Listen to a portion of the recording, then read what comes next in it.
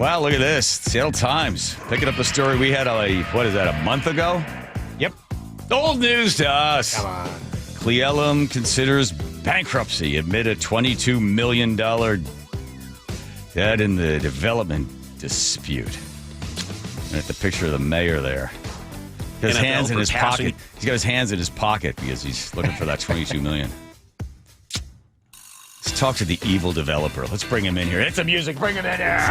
In a small town, see how far you make it down the road. Yeah, Sean Northrop. Better not try that in a small town. You better not try to develop homes.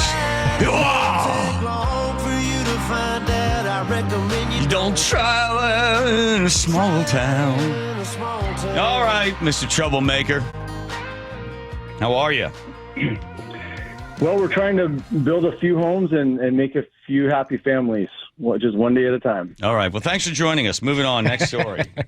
Exactly. Well, City Heights is the name of the development. How many homes altogether? 900 and something like that? Yeah, 962, and we're all done. Yeah, and there's a big community building with a swimming pool and a whole bunch of other stuff you're trying to put in there as well. So when did this project originally start? When did you file with the city of Cle Elum to begin this project? In 2002, the city approached us and asked us if we'd be willing to annex into the city of Cle Elum, and that's when the conversation started. And at first we said no, and they made a compelling pitch at the time, and there were some benefits that they offered, and I think they got some control that they wanted. And so in 2011, we signed all the final documents. Okay. And then you started to notice things were going sort of slowly. You were getting some roadblocks. They were slowing you down. You weren't able to get this stuff done. This, according to you, this went on for quite some time. So from 2002, and then when you finally got this thing going, you noticed that there were roadblocks in the way. Some seemed a little suspicious, like maybe they didn't really want the development. And then it all came to a head a number of weeks ago after arbitration that went on for some time. And the judge looked at all the evidence and said, it looks like the city of Cle Elum intentionally created an environment for you that would make it almost impossible for you to complete this project. And you suffered enormous monetary damage as a result. So the judge says, hear ye, hear ye. The city owes you $22.2 million. Plus, I will snap some interest on there as well. The clock starts ticking on that at $300 an hour. That's $7,200 a day. That's been going on for a while. So does that basically lay out where we are on this? You know, you media guys, you put your interview in a box and you ask a yes or no question, and you just compressed what was that, 10 or 15 years of miserable hell into 14 years. 30. Yeah. Okay. No, you did a great job. That was and I know you have a lot to cover, and this is just little old Cle Elum. But you got it generally right. Okay. I don't really want to speculate on the reasons for other people's motivations, but certainly there was a contract. It's a binding contract, just like anybody else would have a contract to buy a house or have a job or provide a service. And the administration changed over time. So 2011 was when the agreement was signed. It was a 25-year agreement, and all the terms were set.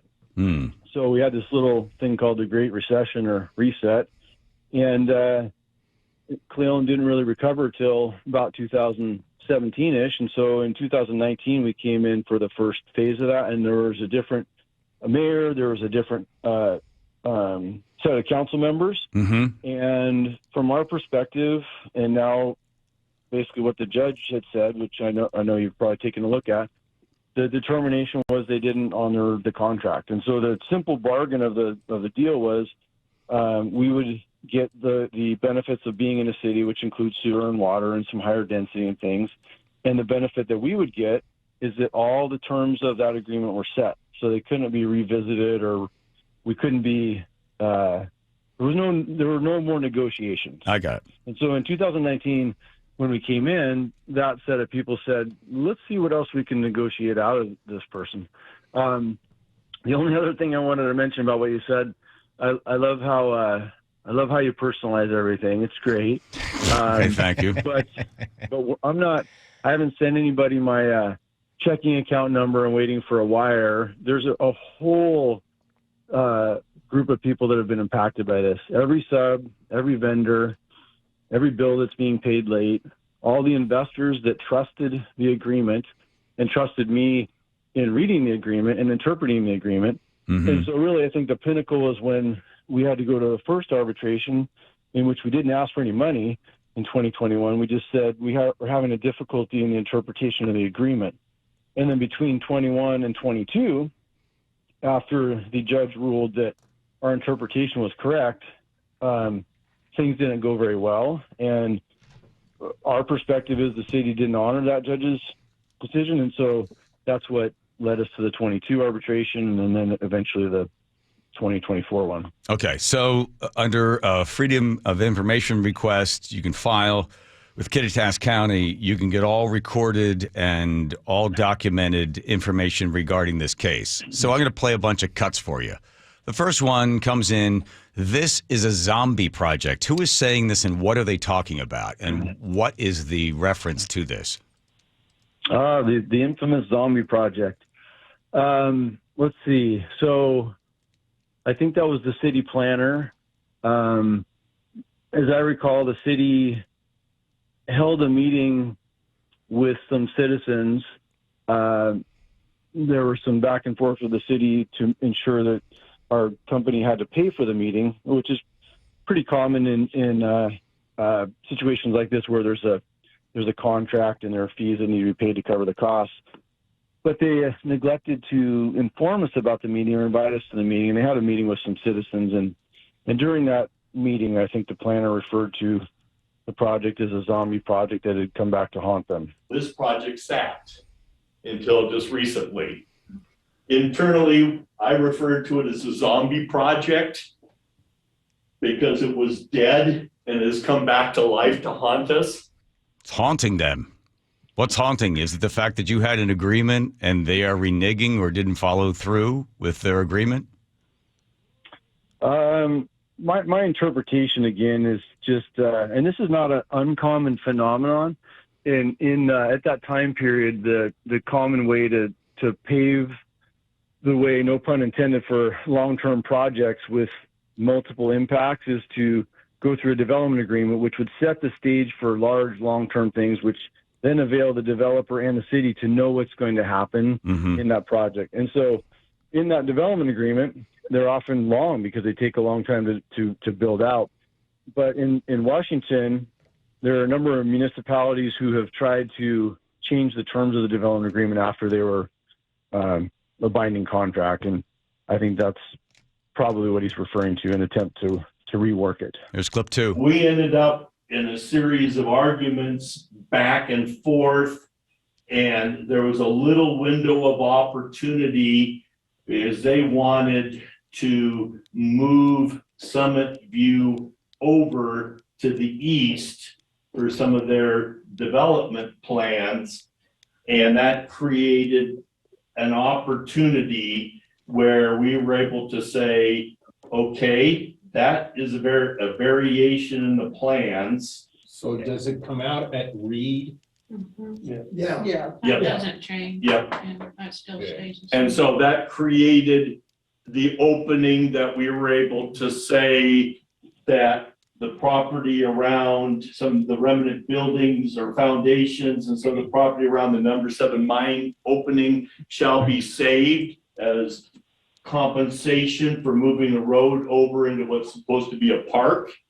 Okay, so they're basically saying you asked to change a few things, so they're going to change a few things, and then they're instructing the council to look out for document violations. This is where they're just trying to see where you might have gone wrong because they could maybe slow the thing down. Maybe that's the point. So one of the things that we learned from that we're going to do different is be much more active in documenting things, but we're also going to ask that you help in that regard. So you being the people of Seattle. If you Cle Elum, observe things, if you would send us an email and put the time, the date and time and what was observed.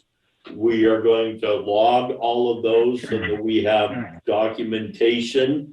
Does that include like heavy equipment coming up and down? Yes, Stafford? yes. Can you post something that people should look for? Because how are we gonna know what the? Well, you have your permit. You have a copy of, you can get a copy of the permit. Yeah, heavy trucks are not supposed to go up and down. That is one. And they've been 7 going up. o'clock is the start. That is another. And yeah, you have a copy of the permit, and if you would like, send us an email and say I'd like a copy of the permit. It's online too, but now that we have it, we can send you one directly. But we had a number of violations, and we want to do a better job of documenting them. Okay, so what this sounds to me, Sean, anybody listening, is these are people being paid by the city. These people are work for the city, or they're elected officials in the city that are talking to concerned citizens of Cle Elum that don't want development, and these are city officials saying to the concerned citizens, listen, you just report back to us, tell us if you see stuff, and we'll make sure that we notate those violations because, we want to, again, white hat, black hat on this.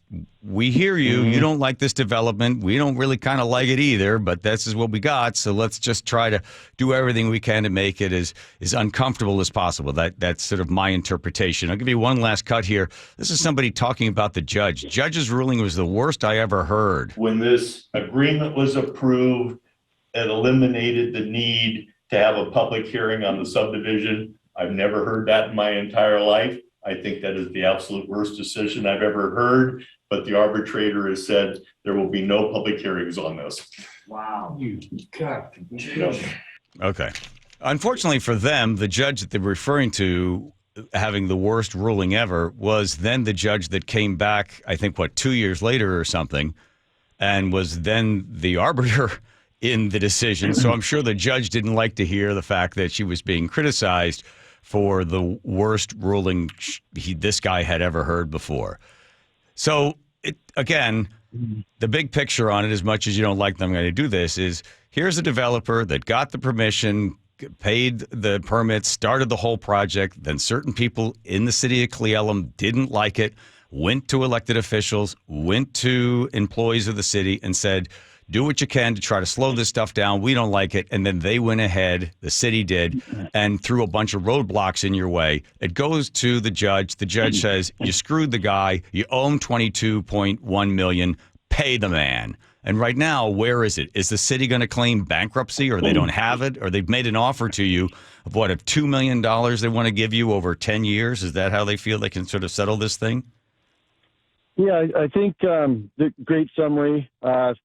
5 arbitrations, 4 of which were ruled against the city. And so I think they recently noted that they were blindsided by these decisions, but I would like to recharacterize that and say this is over 3 years of, a bitter process. So there was no blindsiding, and the judge was pretty consistent and pretty clear. And we never asked for any financial compensation until even after the 4th ruling against them.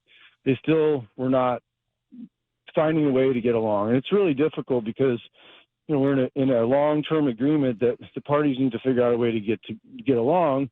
And our position is it's in the development agreement contract, just follow the contract. So now that the decision is final and our costs have increased and we've missed the opportunity, and I certainly made an argument that our damages were greater, the city is now in a position where they have to figure out how to pay for it, and we've offered to meet maybe some 12 times with no response. We've offered to meet with them and work on extending the payments over a long period of time, to discuss reducing the principal amount, discuss reducing the interest. There are a lot of different ways we can do this, but all we've heard is that if we attempt to collect what's owed, then they're interested in bankruptcy. Can they do that? They can file for bankruptcy, but municipal bankruptcy is a rare event, and it requires an immense amount of transparency It requires a good faith intent on the municipality to pay the debt in full. It requires a demonstration of a genuine interest in resolving the matter. And so we're looking for that time period when they would come to the table and respond and simply work it out. We could work this out very easily in a short exchange, and that's what we need. And have they sat down with you? No. They have not responded to any of our offers to meet, and we're perplexed because bankruptcy or collections or receivership or any of the other punitive options are really, really painful for everybody, the businesses, the citizens, the whole region. It's completely avoidable, and we don't want to see it go that route. Wow. And you live there. I mean, you're not some developer coming in from L.A., New York, Chicago or something, just trying to build a bunch of homes and leaving. This is your town. When we bought the property in early 2001, we originally bought this and several other parcels in the area just as an investment, but quickly came to love the area, and it's become a big part of our family and how we spend our recreation time and all the area around Cle Elum and in Cle Elum. It's been really great to see the increase in vibrancy in town over the last couple of years as well. Well, hopefully it's a quick resolution and you get what you deserve, and the city steps up and does its fiduciary responsibility and civic responsibility to be able to honor the agreement they had come up with. Sean Northrop there from City Heights. Don't forget, you don't want to try this in a small town, okay?